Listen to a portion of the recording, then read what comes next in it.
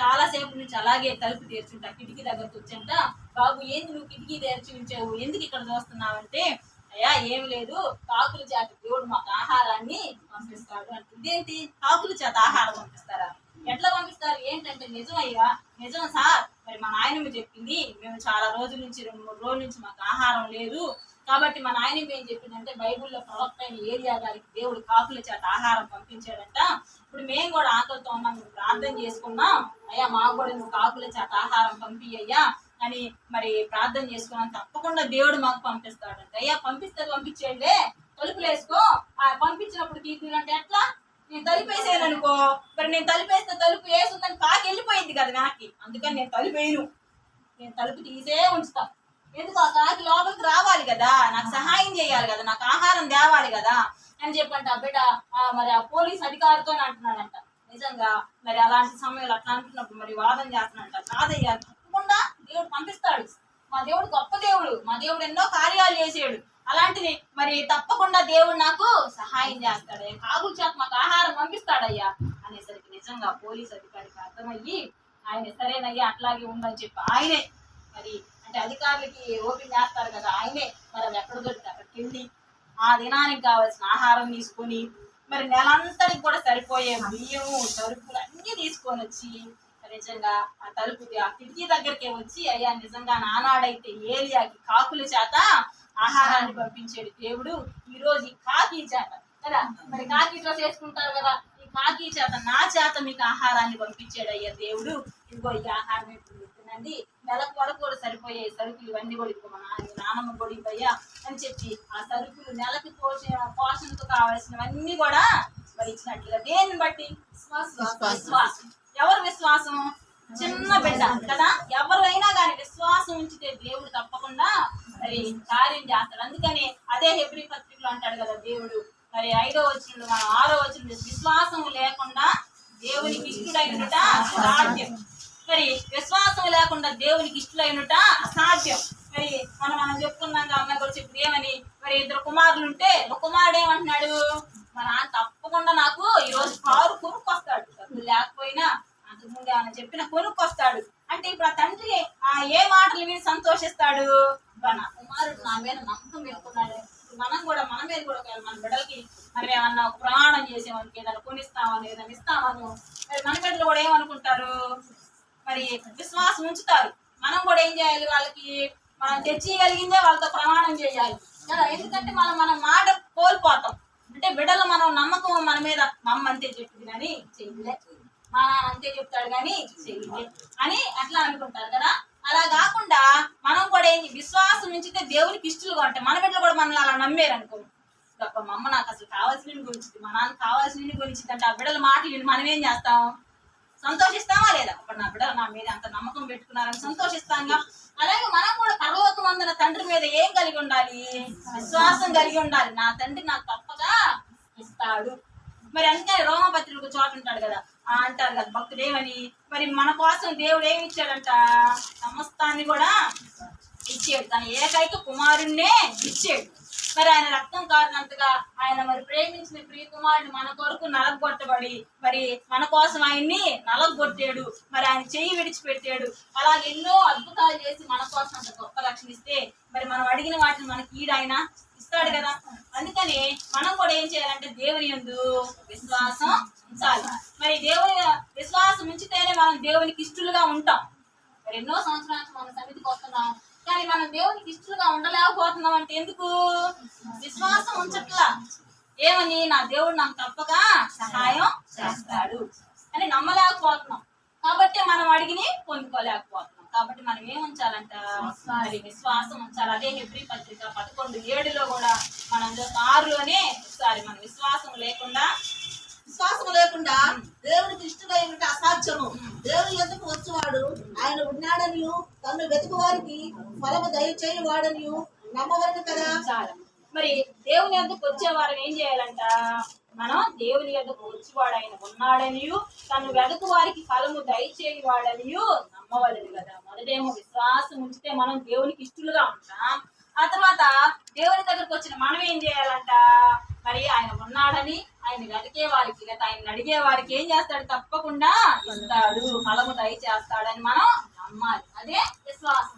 కాబట్టి అలాగే విశ్వాసం ఉంచడం ద్వారా మనం ఏం చేస్తాం? మనం కోరుకున్నాయి పొందుకుంటాం. దేవుడు కూడా మనల్ని మనం కోరినటువంటి రేవుకి మనల్ని నడిపిస్తాడు. కానీ మన పితరులు ఇక్కడ మరి ఎందుకు ప్రవేశించలేకపోయారు ఆ యొక్క పాలు తేనెలు ప్రవహించే దేశంలో అంటే వారు అవిశ్వాస పరులుగా ఉన్నారు. అంటే దేవుని మాటను వారు నమ్మల, అవిశ్వాసం చేతనే వారు ప్రవేశింపలేకపోయారంట. అయితే విశ్వాసం ఏం చేస్తుంది? మనలో బలాన్ని మరి చేకూర్చేదిగా ఉంటుంది. విశ్వాసం వలన ఏం చేస్తాం? మన పితరులైన వారు ఏం పొందుకున్నారంట? మరి బలం పొందుకున్నారంట. అందుకనే శారమ్మ గారి గురించి కూడా ఒక చక్కటి మాట మనం చదువుకుంటే, ఆమె విశ్వాసం ద్వారా ఏం పొందుకుందంట? అబ్రహాం గారు కానీ శారమ్మ గారు కానీ విశ్వాసం ద్వారా బలాన్ని పొందుకున్నారంట. మరి బలం పొందుకొని వారి జీవితంలో అబ్రహాం గారికి ఏమని పేరు? విశ్వాసులకు తండ్రి. మరి అబ్రహాం గారిని దేవుడు పిలిచినప్పుడు మరి అబ్రహాం గారికి ఎవరైనా చెప్పే బోధకులు ఉన్నారా? లేరు కదా. అసలు అప్పుడు అందరు కూడా విగ్రహారాధనే, అందరూ దేవుని పిల్లలే, నోవాహు పిల్లలే అయినప్పటికీ అందరూ కూడా ఎట్లా ఉన్నారు? విగ్రహారాధకులుగా ఉన్నారు. మరి అబ్రహాం గారు కూడా ఎవరి సంతానంలో వచ్చారు? షేతు సంతానమేగా. మరి అయినప్పటికీ నిజమైన దేవుని ఆరాధించకుండా ఏం చేస్తున్నారు? బొమ్మలు తయారు చేసుకోవటం, అసలు విగ్రహారాధనలో ఉండి దేవుడు అబ్రహాం గారిని పిలిచాడు. మరి నిజంగా అబ్రహాం గారు నమ్మారా లేదా? నమ్మాడు. అబ్రహాం, నువ్వు లేచిరా, నీ తండ్రి ఇంటిని, నీ స్వజనాన్ని, నీ దేశాన్ని కూడా విడిచిపెట్టి రా. మరి ఎక్కడికి వెళ్ళాలో పలానా ప్రాంతం అని దేవుడు చెప్పల. అయినప్పటికీ కూడా మరి అబ్రహాం గారు ఏం చేశారు? వచ్చాడు. అసలు ఆయన విన్నటువంటి స్వరాన్ని మరి నమ్మాడు. నమ్మి నిజంగా నన్ను అసలు పేరు పెట్టి పిలిచాడే కదా. అంతకుముందు ఆయన పేరు అబ్రహాము. దేవుడు ఆశీర్వదించిన తర్వాత అబ్రహాముగా పేరు మార్చాడు. కానీ మరి అబ్రహాం అని పిలిచినప్పుడు నిజంగా లోబడ్డాడు, వచ్చాడు. ఎక్కడికి వెళ్ళాలో తెలియనటువంటి మరి ఆ సమయంలోనే మరి అబ్రహాం గారు బయలుదేరి వచ్చాడు. వచ్చిన తర్వాత దేవుడు మరి దీవించాడా లేదా? ఆశీర్వదించాడా లేదా? ఆశీర్వదించాడు, దీవించాడు. మరి 75 సంవత్సరాల వయసు అప్పుడు చెప్పిన మాటను 100 సంవత్సరాలు వచ్చినప్పుడు నెరవేర్చాడు కదా.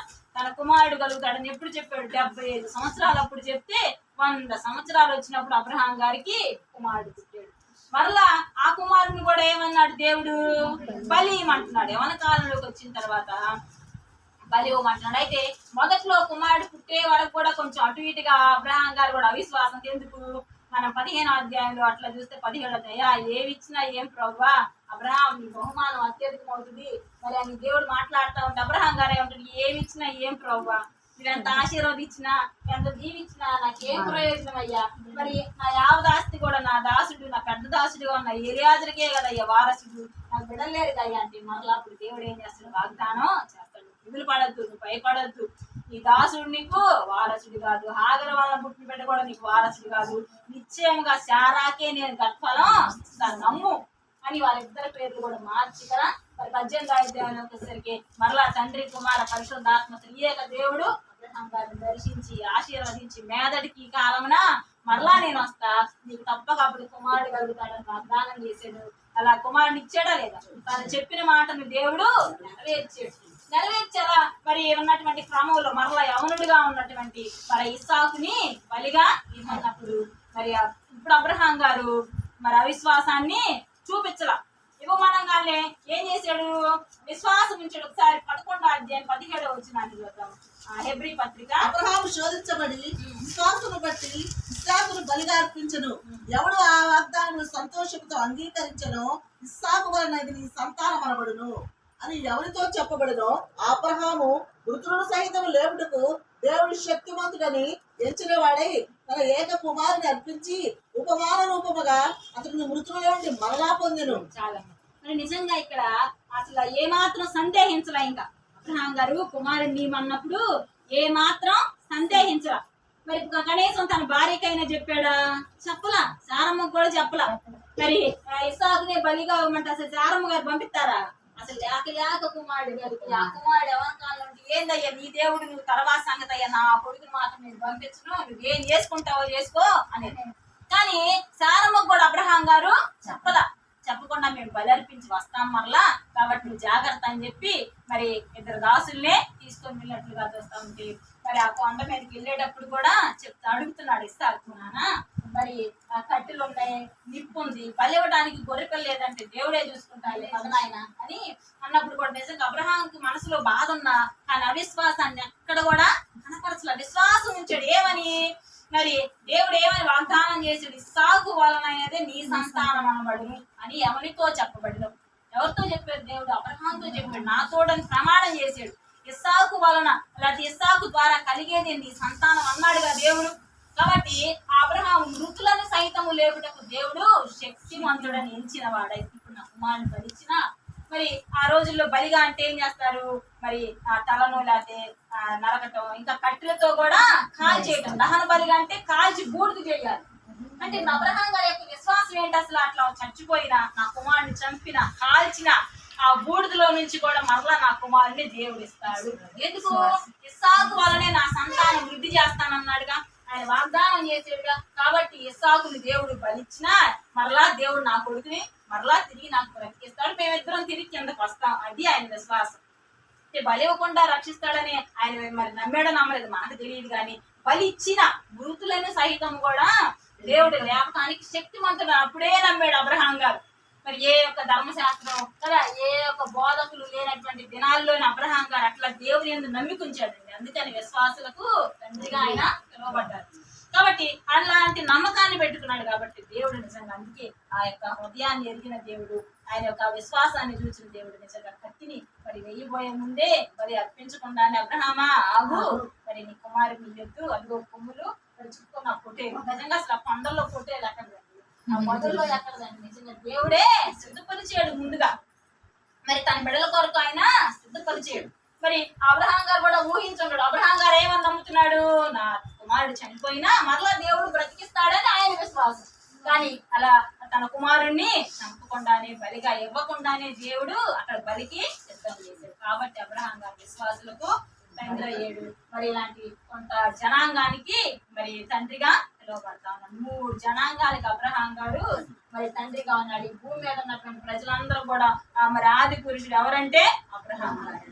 కాబట్టి ఇలాగ విశ్వాసం ద్వారా దేవునికి ఇష్టలుగా ఉంటాం. అయితే మనం చదువుకున్నటువంటి ఈ యొక్క 3వ అధ్యాయం, ఇబ్రీ పత్రిక 3వ అధ్యాయం 19వ వచనంలో మనం చూస్తే, కాగా అవిశ్వాసం చేతని వారు.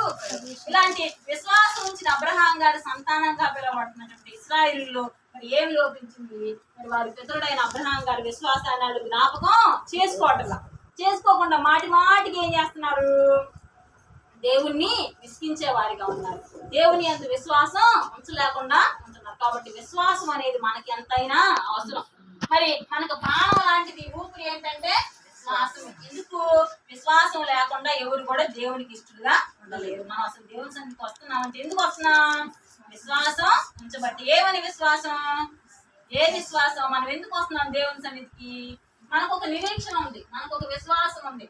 మరి లోకంలో మనం అనేక అవసరతలు, అక్కర్లు అవన్నీ ఉన్నా మనం ఇప్పుడు జీవించే ఈ జీవితం, క్రైస్తవులకు ఉన్న నిరీక్షణ, విశ్వాసం ఏంటి? ఈ యొక్క శరీరంతో జీవించే జీవితం ఒక్కటే మాత్రమే కాదు. మనకి మనం చనిపోయిన తర్వాత కూడా నిత్యము జీవించే ఒక జీవితం మనకు ఉంది. అది మన విశ్వాసం. అవునా కాదా? అంటే మనం బాగాలేదు, మనకు ఉద్యోగం కావాలి, మనకు పెళ్లి కావాలి, మనం ఇల్లు కట్టుకోవాలి, ఇవన్నీ ఈరోజు పరంగా మన ఆయుష్ ఎంతకాలం? 70 సంవత్సరాలు. మరి దేవుడే చెప్పిన మాట కీర్తనలో ఉంటది కదా, 90వ అధ్యాయంలో నరుని ఆయుష్కాలం 70 సంవత్సరాలు, 80 సంవత్సరాలు. మరి ఈ యొక్క 70-80 సంవత్సరాలకి మనం ఎంత ప్రాగులాడుతున్నాం? ఈ రోజుల్లో మనం చూస్తే మనుషులకు అసలు విశ్రాంతి ఉందా? అందరూ కూడా బిజీ. చిన్న పిల్లలు మొదలుకొని పెద్దోళ్ళు దాకా కూడా అందరు బిజీయే. చిన్న పిల్లలకి ఇప్పుడు నుంచి బిజీ. వాళ్ళు బుక్స్ కొనుక్కోవాలి, యూనిఫామ్లకు సిద్ధం చేసుకోవాలి, పుస్తకాలకు అట్టలు వేసుకోవాలి కదా. ఇక స్కూల్లోకి వెళ్ళి కానీ వాళ్ళకి వర్కులు కదా. మరి అట్లా వాళ్ళు బిజీ. మరి పెద్దోళ్ళు చూస్తే పేరెంట్స్ ఇద్దరు కూడా ఏదో ఒక జాబో పనులకో వెళ్ళాలి. అలా ఎంతో శరీర సంబంధమైనటువంటి మన ఈ 70 సంవత్సరాల ఆయుష్ కోసం మనం ఎంతో మరి ప్రాగులాడుతున్నాం, బిజీగా ఉంటున్నాం, మరి ఎంతో సిద్ధపరుచుకుంటున్నాం. కానీ ఇవన్నీ కూడా మనం ఎంత ఏమైనా వస్తాయా?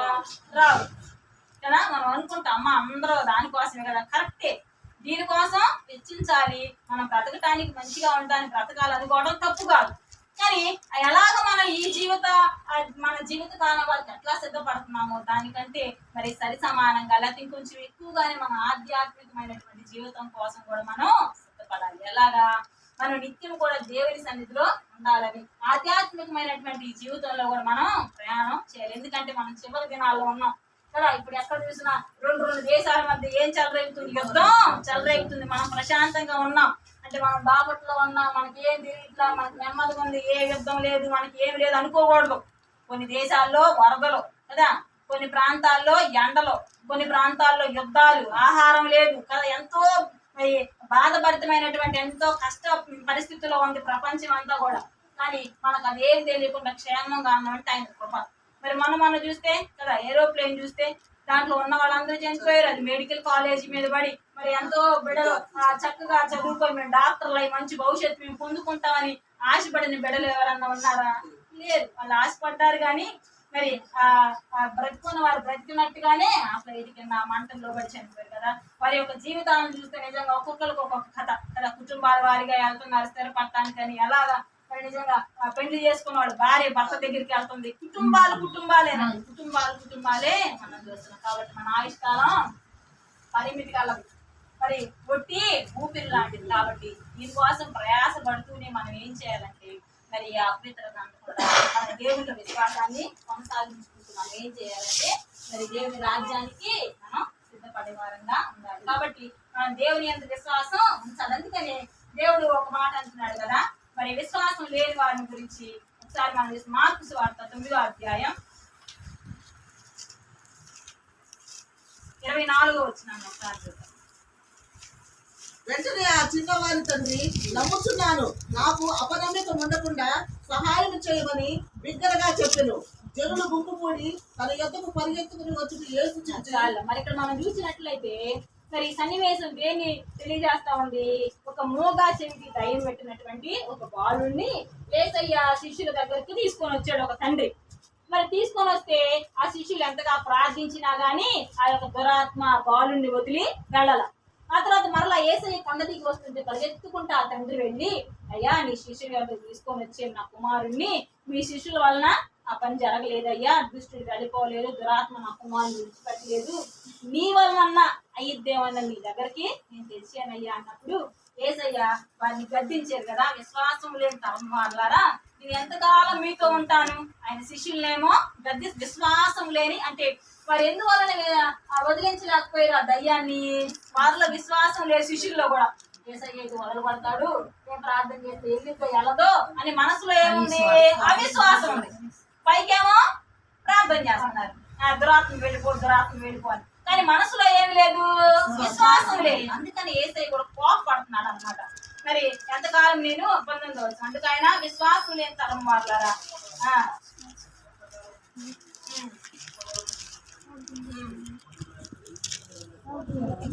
మరి విశ్వాసం లేని తరం వాళ్ళు నేను ఎంతకాలం ఉంటాను మీకు అని యేసయ్య కోపపడ్డాడు. అంటే విశ్వాసం లేకపోతే యేసయ్య మనల్ని చూసి కూడా కోపపడ్డాడు. ఎందుకు అమ్మా నేను నీ జీవితంలో ఎన్ని కార్యాలు చేయగా, ఇప్పటి వరకు ఎన్ని కార్యాలు నేను చేయలేదు అని మన మీద కూడా కోపపడ్డాడు. మరి వెంటనే ఆ చిన్న బిడ్డను తీసుకురామన్నప్పుడు తీసుకొస్తే మరి ఆ తండ్రిని ఒక మాట అడుగుతున్నాడు, ఏమని? అయ్యా ఇప్పుడు నా శిష్యుల దగ్గర తెచ్చావు, వాళ్ళ వలన కాలేదు కాబట్టి మరి నేను చేయగలను నువ్వు నమ్ముతున్నావా? నా దగ్గర తెచ్చావు కదా నువ్వు, అయ్యా తప్పక నువ్వు వదలు కొడతావు, ఈ యొక్క అపవిత్ర ఆత్మ నుంచి నా కుమారుని విడుదల దయచేస్తావు అని నువ్వు నన్ను నమ్ముతున్నావా అంటే ఆ తండ్రి అంటున్నాడు కదా, సరే నమ్ముతున్నానయ్యా, నాకు అపనమ్మకుండా చెయ్యి. నమ్ముతున్నాడంట, మరలా ఏమవుతుంది? ఆయనకి అపనమ్మకం వస్తుంది. అంటే పైకేమో నమ్ముతాడు, తప్పగా ఆ యేసు ప్రభు వారు ఎన్నో కార్యాలు చేశాడు కదా, నా కుమారుని కూడా స్వస్థపరుస్తాడు నమ్ముతున్నాడు. కానీ మరలా మనసులో ఏం కలుగుతుంది? ఏమో ఈ నా కుమారుని మరి ఎన్నో కార్యాలు అయితే చేసాడు కానీ మరి నా కుమారుని విషయంలో చేస్తాడో చేయడు అని ఆయనకి ఏముంది? అపనమ్మకం ఉన్నాడు. అందుకనయ్యా అపనమ్మకం రాకుండా నాకు సహాయం చెయ్యి అని కూడా ఎవరిని వేడుతున్నాడు? మళ్ళా యేసయ్యనే వేడుకుంటున్నాడు. కాబట్టి మరి మనం కూడా ఏమని ప్రార్థించాలంటే, అయ్యా నేను నమ్ముతున్నా కానీ ఇంకొకసారి నమ్మలేకపోతున్నా, నా హృదయంలో ఏమొస్తుంది? మరలా అపనమ్మకం వస్తుంది. అయ్యా ఒక్కొక్కసారి నేను నమ్మలేకపోతున్నాను ప్రభా, కాబట్టి నాకు అపనమ్మకం రాకుండా అవిశ్వాసం రాకుండా నాకు సహాయం చెయ్యి అని మనం కూడా ఏం చేయాలి? ప్రార్థన చేయాలి. మరి అలా విశ్వాసం ఉంచడం ద్వారా మరి ఏం జరిగింది? తన కుమారుడికి స్వస్థత కలిగింది కదా. మరి ఆ యొక్క అపవిత్రాత్మ కుమారుడిని విడిచి ఎందుకు వెళ్ళిపోయింది? ఆ తండ్రి విశ్వాసం ఉంచడం ద్వారా. కాబట్టి అలాగ మనం కూడా ఏం చేయాలంట? విశ్వాసం ఉంచాలంట. అలాగే మార్కు సువార్త 6వ అధ్యాయం 5వ వచనాన్ని కూడా ఒకసారి చూద్దాం. 6:5. అందువలన కొద్దిమంది రోగుల మీద చేతులుంచి వారిని స్వస్థపరచడం తప్ప మరి ఏ అద్భుతమును ఆయన అక్కడ చేయజాలకపోయిను. ఆయన వారి అవిశ్వాసములకు ఆశ్చర్యపడెను. యేసయ్య అంట వారి అవిశ్వాసానికి ఆశ్చర్యపడ్డాడంట. ఎందుకు? మీరేమని నమ్ముతా ఉన్నారు? 6వ అధ్యాయం మొదటి నుంచి కూడా చూస్తే యేసయ్య అంటే తన స్వదేశానికి వచ్చారంట. వస్తే మరి యేసయ్యని చూసి వారందరూ ఏమనుకుంటున్నారు? ఈయనకి ఇంత జ్ఞానం ఎక్కడిది? ఇన్ని అద్భుతాలు ఆశ్చర్యాలు చేస్తున్నాడు ఎక్కడిది? ఈయన మరి ఆ వడ్లవాని కుమారుడు కాదా? ఆ మరియ కుమారుడు కాదా? యాకోబు, యోసే, యోదా, సీమోన్ అని వారి సహోదరుడు కాదా? మరి ఇతని సోదరి మనందరూ కూడా ఈయన అసలు ఏంటి అంటే ఎలా చూస్తున్నారు? తన సొంత గ్రామంలో ఆయన కూడా ఒక సామాన్య వ్యక్తిలాగే చూస్తున్నారు. అసలు ఎట్లా వచ్చింది ఇంత జ్ఞానం? ఎట్లాంటిది? మరి ఈయన తల్లి మరియే కదా, మరి ఈయన తండ్రి ఆ యోసేపే కదా, వడ్లవాడు కదా, వడ్రంగు పని చేస్తాడు కదా, మరి వీళ్ళ అన్న వీళ్ళ తమ్ముళ్ళు వీళ్ళ చెల్లెళ్ళు కూడా మనతోనే ఉన్నారు కదా అని మరి చెప్తా ఉన్నప్పుడు యేసయ్య కూడా అంటున్నాడు కదా, ప్రవక్త అంట తన దేశంలో తన బంధువుల్లో తన ఇంటి వారిలో తప్ప ఎక్కడ కూడా ఘనహీనుడిగా ఉంటాడు. అంటే ఇప్పుడు కొంతమంది మనం కూడా చూస్తూ ఉంటాం కదా, పెద్ద పెద్ద పాస్టర్ గారు అని వాళ్ళు మనకి ఎట్లా ఉంటారు? మనం దూరం నుండి వచ్చే వాళ్ళు మనం ఏమనుకుంటాం? చాలా గొప్ప పాస్టర్ గారు వస్తున్నారు, వెళ్ళాలి మనం మీటింగ్ అనుకుంటాంగా. అదే వాళ్ళ సొంత ఊరు వెళ్తే వాళ్ళకి ఏముంటది అక్కడ? వాళ్ళ సొంత ఊర్లో వాళ్ళకి మరి ఘనత ఉండదు. ఇంకా మనోడు అంటే వాళ్ళ మధ్య పుట్టి పెరిగాడు కాబట్టి వాళ్ళు గ్రహించలేరు. ఇప్పుడు అమ్మగారిని మనమేమనుకుంటున్నాం? మా అమ్మగారైనా నేను పుట్టినప్పటి నుంచి వస్తున్నా, అదిగో మేము పెరిగినప్పటి నుంచి అసలు అమ్మగారు మాకు తెలుసు అని మనం. కానీ మరి దూరం నుంచి వచ్చే బిడ్డలు ఏమనుకుంటున్నారు? అమ్మా ఇట్లాంటి తల్లి మాకు లేదమ్మా, ఇట్లా ప్రార్థన చేసేవాళ్ళు మాకు లేరమ్మా, ఇట్లా వాకింగ్ చెప్పేవాళ్ళు లేరమ్మా, ఇట్లాంటి సంగీతం నాకు లేదమ్మా అని ఎట్లా అంటున్నారు? మరి ఘనంగా ఎంచుకున్నారా లేదా? మరి ఊర్లో పుస్తకాలు చదివి ఇట్లా ప్రార్థన చేసేవాళ్ళు ఇప్పుడు కూడా ఉన్నారా? ప్రార్థన ద్వారా ఇన్ని కార్యాలు దేవుడు జరిగిస్తున్నాడు. ఇట్లాంటి తల్లి ఉందా? అసలు ఆ తల్లి ఎట్టుందని చూడటానికి వస్తున్నారా లేదా? ఎంతో దూర ప్రాంతాల నుంచి వస్తున్నారు కదా. అట్లాగా మరి యేసయ్యని కూడా తన సొంత ప్రజలు, సొంత దేశం వాళ్ళు, సొంత గ్రామ ప్రజలు యేసయ్యని కూడా గౌరవించారు. అందుకనంట యేసయ్య ఏదో రోగులు స్వస్థపరిచి పూర్తి అద్భుతాలు మాత్రమే అక్కడ చేశాడంట. వారి అవిశ్వాసానికి ఆశ్చర్యపడ్డాడంట. నిజంగా అవిశ్వాసానికి ఆశ్చర్యపడ్డాడు. కాబట్టి మనం మరి యేసయ్య మన అవిశ్వాసాన్ని చూసి ఆశ్చర్యపడేవాడిగా మనం ఉంటున్నాము. మరి మన విశ్వాసం ఏ పరిమితిలో? మరి యేసయ్య విశ్వాసాన్ని చూసి కూడా ఒక విశ్వాసాన్ని చూసి ఆశ్చర్యపడ్డాడు కదా. ఆయన అయితే ఆయన యేసయ్య ఎరుగునటువంటి